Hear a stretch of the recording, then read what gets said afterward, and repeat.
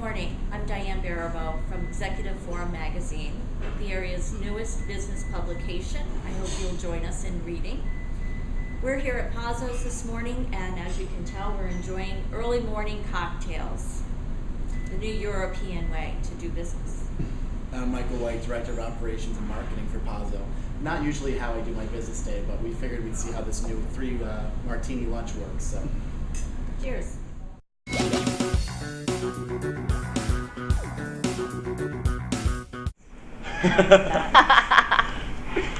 And welcome back. I want to thank Diane and Michael for coming on. I want to thank Pazos for letting us shoot here. I'm Alfonso. That's Corey. You know how it goes by now, hopefully, or else you start watching now. Watch the older episodes. And let's get right into the hot topics. First up, Massachusetts Green High Performance Computer Center in Holyoke. It promises nearly 1 million times more powerful as a common laptop computer, but it won't be enough. It's a $168 million high-performance computer center built in Holyoke. There's going to be a lot of partners that lined up for it. UMass, MIT, Boston University, Northeastern University, Harvard, Cisco, EMC Corp, and a slew more businesses that partnered up to build this.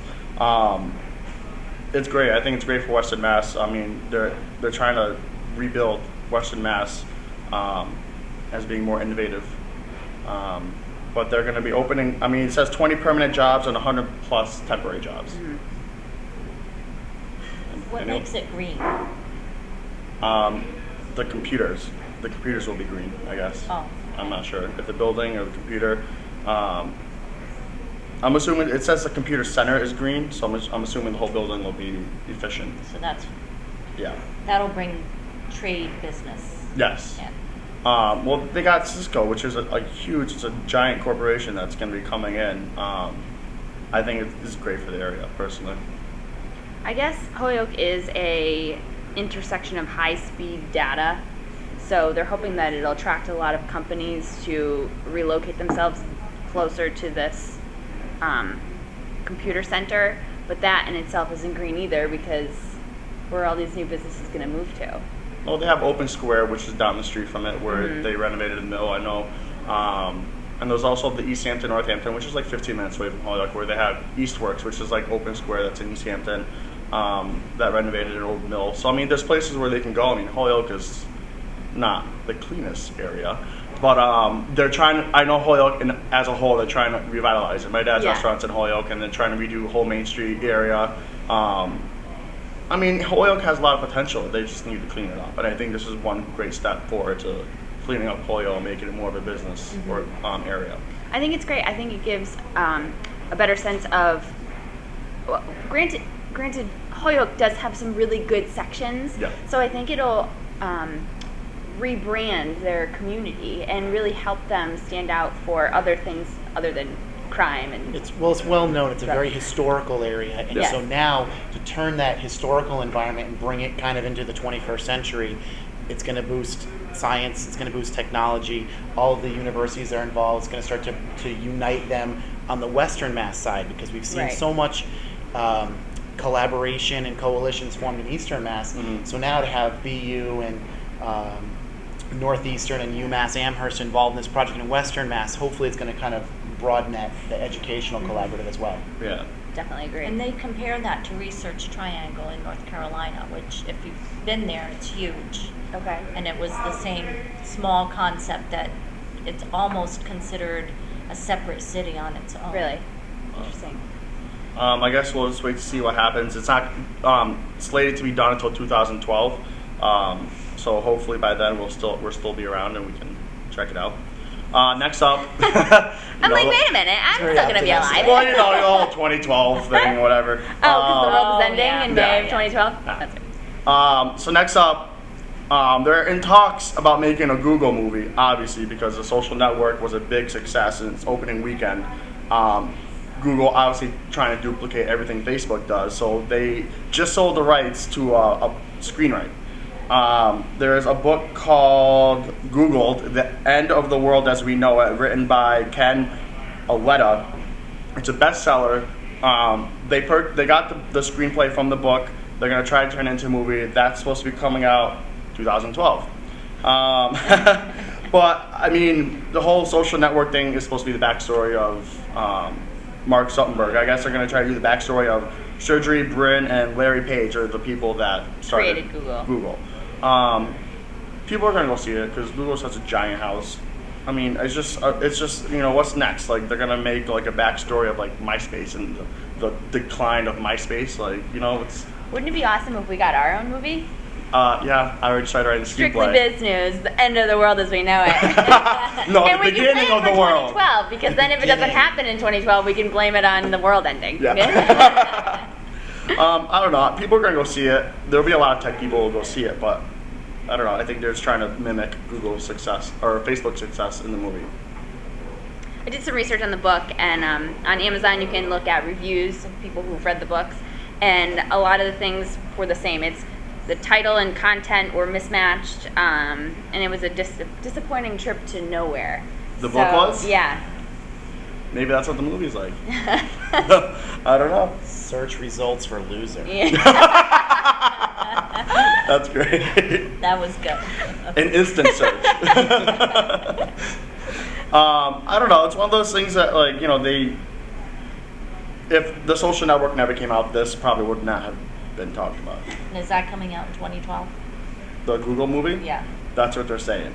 Good timing. They just bought, they just bought the book and the playwright and everything literally probably within this month. So, I mean, everything is just still in the early adaptation of it. Well, I mean, maybe James Cameron will buy it and we'll do another, Titanic-esque. Avatar-ish. Yeah. Avatar-ish Google.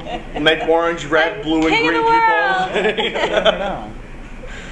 Next up, retailers are I don't teaming know up. why I just did my own rendition of Celine Dion. I mean, nobody can touch her, and I just came right out. Only you. I love her. I saw her in Vegas. Oh, Oh, so did I. did you? I did. Did you just shout out to Kate Horniak there with the blurb? I did. I did do a shout out. Next up, retailers team up against Amazon. Several dozen U.S. retailers are banding together to take Amazon.com by striking online shoppers' biggest concerns: shipping costs. Amazon owns 8% of the U.S. e-commerce market, which is the biggest one in all the retail in the country. They have a $79 shipping program they launched in 2005, and that's one of the reasons why from 2005 to today, Amazon sales have increased drastically. It's kind of good. I mean, granted, I don't personally shop online. I know Corey does. She states it almost every episode. But I still like going to stores and hand-picking something up, the products, and kind of, even if you've been to the store and I don't buy it, but I can go online and buy it at the store online, I know what it is. And if they can do cheaper than Amazon, then I'll go from them. Especially with the mom and pop shops. I'm all about the small business and helping them out. And if Amazon has it, and even I don't know. I'm all for this right now. I think this is a good idea for retailers to do this.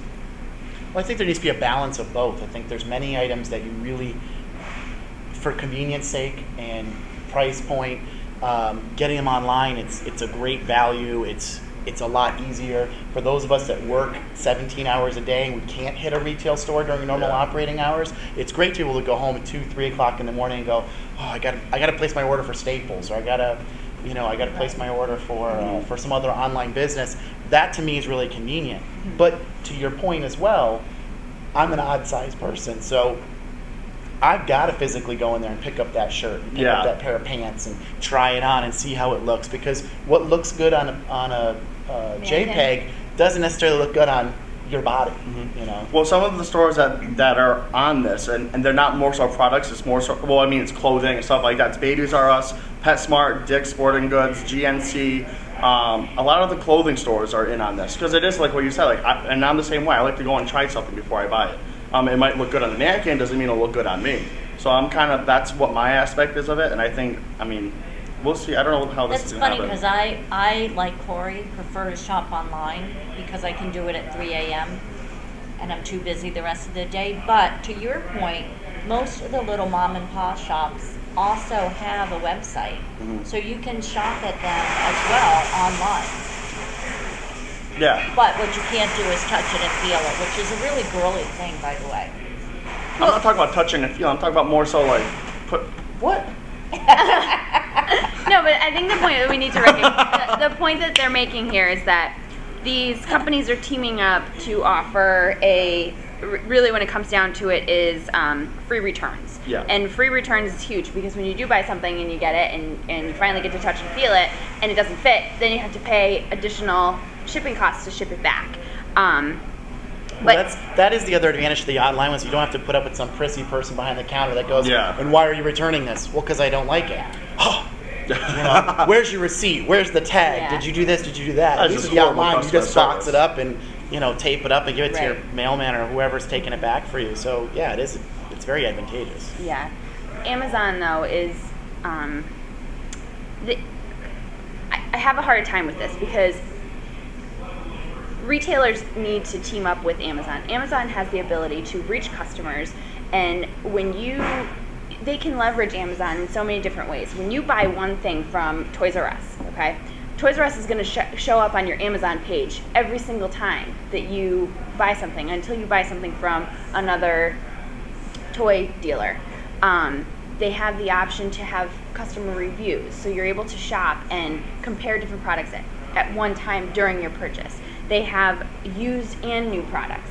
They have the ability to have your own, like Toys R Us can go on and create their own shopping experience within Amazon. They offer the $79 per year, just like ShopRunner's doing. You can upgrade to one-day shipping for $3.99. I love Amazon. I really do. And Amazon is doubling their profits and revenues from year to year. And are you helping with that doubling of the profits? Especially at Christmas time. Yes. But I think that instead of taking a competitive approach with Amazon, I think that they just need to recognize how Amazon can work for them. Yeah. And not to forget too, there's plenty of people who can't get out and shop. Right. Who have disabilities, and it's wonderful that they can shop at home. Right. And not have to worry, or maybe they live in a climate that they can't get out and get to the store. Or the products that they want to buy aren't available to them locally. Right. So there's plenty of advantages to Amazon as well. Yeah. The problem with these retailers is they can't get used to the fact that you're buying through a monitor. These retailers want you to go and touch and feel, and use all of your senses. It's foot traffic. Right, and they can't get used to the fact that you're buying through a monitor. And the other problem to that is that Amazon is probably doing better than their own online sales. Yeah. So instead of... All right, we need to go to the next topic. Yes. Sorry, This Amazon. one's dragging I'm all on about a you, little too long. Amazon. Next topic. Return to the 3 martini lunch. You just wanted to get to the booze section about And we the love show. this topic. Speaking of martini. Cheers! I have an empty glass. I already chugged mine, apparently. Before the days of online shopping and Facebook, a lot of business people for lunch on their lunch breaks actually went out to eat and had drinks during lunch. And I'm talking about this was like 50s, 60s, 70s. Slowly started dying down in the 80s and mid 90s. But slowly making a comeback, and Europe is actually bringing it back. Studies are actually showing it's a lot more in bankers. I don't know if they're stressed out or whatever, but they're saying cocktails takes a pressure off when you're in a meeting for a big deal. And I'm going to use this quote. I'm not saying this. It's like sex. Someone may find your proposal a lot more interesting after 6 or 7 vodka tonics. So, if they can say. I can slowly see. I've seen people. I've gone to lunch and I've seen people have a couple drinks here and there. I mean, everyone has done it. I mean, I just think I don't know how much it's going to bring back fully how it was back in the day. Especially how lunches are. A lot of people spend lunches in office now. A lot of them don't go out to eat anymore. I don't know. I don't think we'll see the same impact that we did in like the 70s when it was really big, kind of the James Bond era. Yeah. When everyone was like, shaken, not stirred. You can drink all day long and never get drunk. Now I think you have to think about all the other aspects of life they're taking into consideration. Working from the office, a much lower blood alcohol concentration level that police will tolerate. Yeah. And then there's also the lower T&E budgets that businesses have. Even banks, they're tightening up. There's a lot more people paying attention to what is being spent by the brand. Mm-hmm. So I don't think you're going to see as much of it as you did before. You may have 1 or 2. Whether they do 3 martinis, that's a little pricey, and that's a little much for a business meeting. As much as I love the idea, Of course. and I do, in Europe, they take a nap in the middle of the day. Oh, yeah. Everything's instantaneous. We want instant gratification. We want Oh, you yeah. to sign the contract right now. You can't do that after 3 martinis. No. So, And it's also, you got to think about, and it's back on with the whole online aspect. You know, you can have a drink while your competitor might be sitting in there and, you know, take a picture and put it on Facebook like so-and-so's hammered. true. Even though they might not be, but there'll be a drink in your hand, and it just, reputations can be slandered because of this. which, by the way, this is water. Yeah. Those of Yeah. you And who this is are- cranberry juice. Yeah, we're not really drinking. It's 11 in the morning. Come on, people. Speak for These are real yourself. I don't know. Like Michael said, I don't think it's gonna fully come back, but I mean, it's starting to slowly revive itself. It'll gain some fashion. Yeah. It won't be that big takeover that it was back in the day. Only Yeah. if we get to take naps in the evening. Will that happen? Under the desk, just bring a pillow. Wherever. Okay. Any place is good enough. In the corporate world, I believe you're allowed to have 2 cocktails at lunch. Really? Yes. Well, you are Miss Corporate In my Girl. in my previous job, I don't know how it is now. I know that was like a An okay. underlying rule that you were allowed to have 2 drinks at lunch. Oh. I'm gonna have to apply there. Just Like, kidding. can I get an application? Next up, McDonald's fights reports that it will drop its health plan. McDonald and the Obama administration are firing back at a report that the fast food giant is considering dropping its mini-med health insurance for hourly workers. The mini-med plans provide limited coverage at minimal for the employees' costs. Came into the spotlight after the Wall Street Journal reported today, a couple days ago, that McDonald's is planning to drop them because of the new healthcare law. I didn't even know McDonald's. Okay, it's great that they give their health care plan to the most unhealthy restaurant in the U.S. Well, their employees aren't necessarily unhealthy.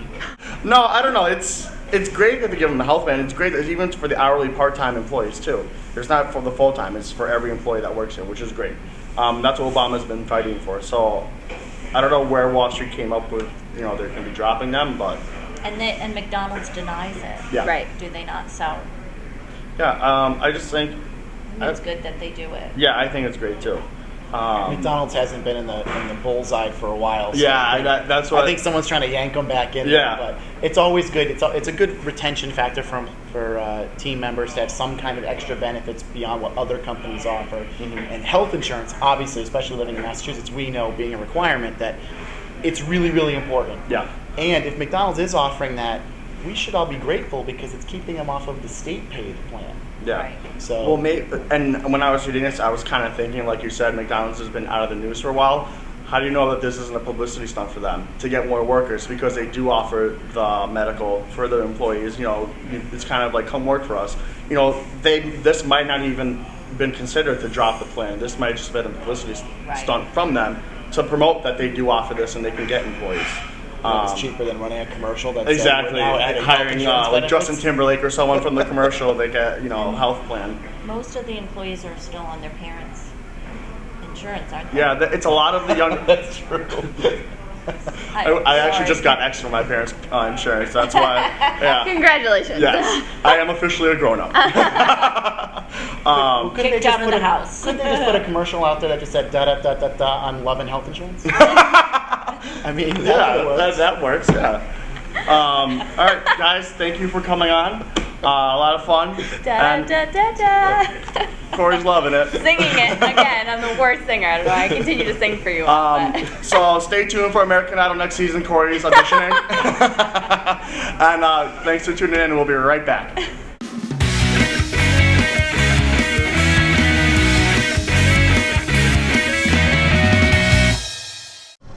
Welcome back. I'm here with Diane, owner and publisher of Executive Forum magazine. There's an event coming up actually on November 4th. Diane wants to talk about it. Certainly, it's the Unique Awards ceremony. We're going to honor 6 businesses that are very unique in the local area. We have about 30 nominees so far. So the event starts at 5:30 at Pazzo Restaurant, and we'll announce the 6 winners on that evening. Our title sponsorship is through Unique Motors, so who knows, you might win a car. And I just want to say, Strictly Business is nominated for one of the possible wins. So you guys should all come and check us out and cheer us on. And we'll be right back. And good luck. Yes, thank you.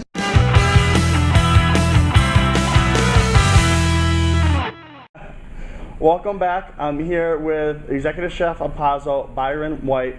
Byron, what brought you to Pazzo's? Well, it's a great question. Pazzo's has got a great name in the community, and when thinking about where to go and do my next venture, I wanted to come back to the city of Springfield, where I grew up and was born and raised, and kind of been around the country, and decided I really wanted to put my roots back in the city that kind of gave me my wings. And I had known the players at Pazzo for a while, and we decided to join forces and bring people the dining experience they have now.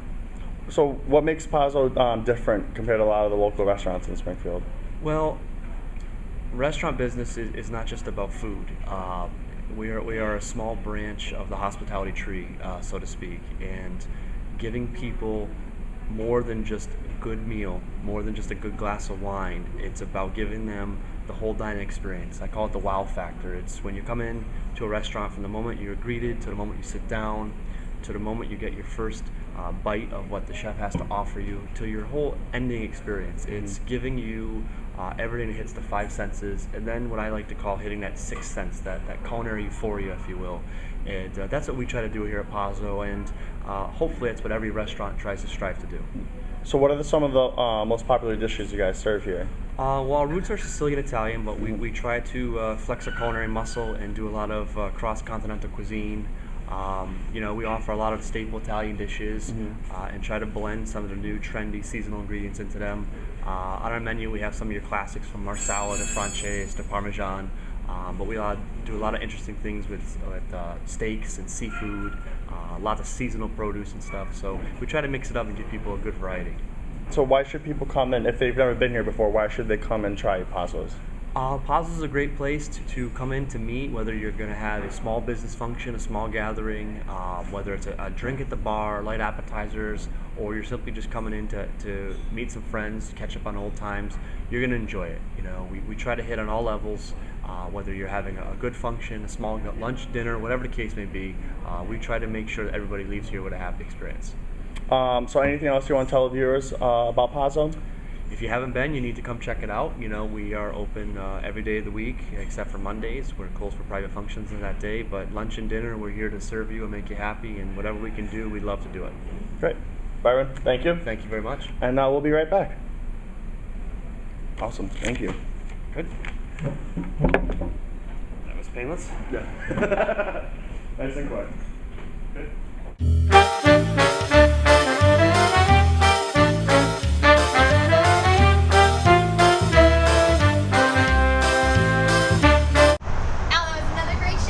So much fun. I want to thank Diane and Michael for coming on. It was a blast. Thank you guys. And we want to thank Pazzo Ristorante for having us today.